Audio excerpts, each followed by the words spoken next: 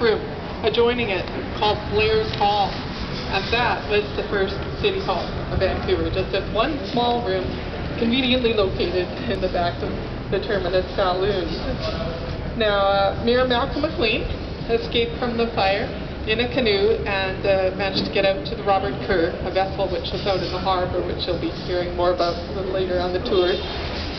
In the aftermath of the fire, he would take charge and send a galloper to New Westminster to cable a telegram to Prime Minister Sir John A. Macdonald saying that Vancouver needed some help. He instructed all survivors of the fire to congregate at the south side of Westminster Bridge. Now this would today be about the location of the Olympic Village.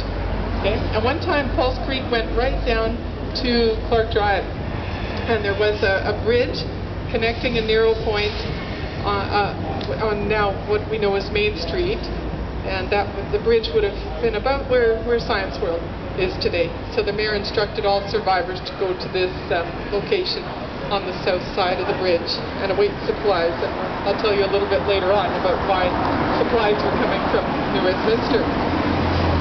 Now, Thomas McGuigan was the city clerk at the time, and he managed to save the city archives. So he has a very interesting recollection about how those archives were saved. The alarm was raised about 1 o'clock that the town was threatened with destruction. A strong wind was blowing from the west, which rendered instant action necessary. My first thought was to save the archives of the city.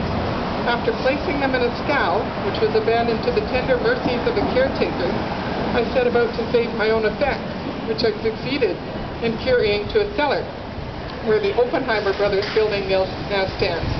The fire, by this time, was so close that I was compelled to leave them there and seek refuge in the southern part of town. So, just to recap a few pictures, here's Mayor Malcolm McLean, first mayor of Vancouver, elected just about 6 weeks previous to the fire. Here's the telegram that he sent, not the actual telegram, but a facsimile of the telegram that he sent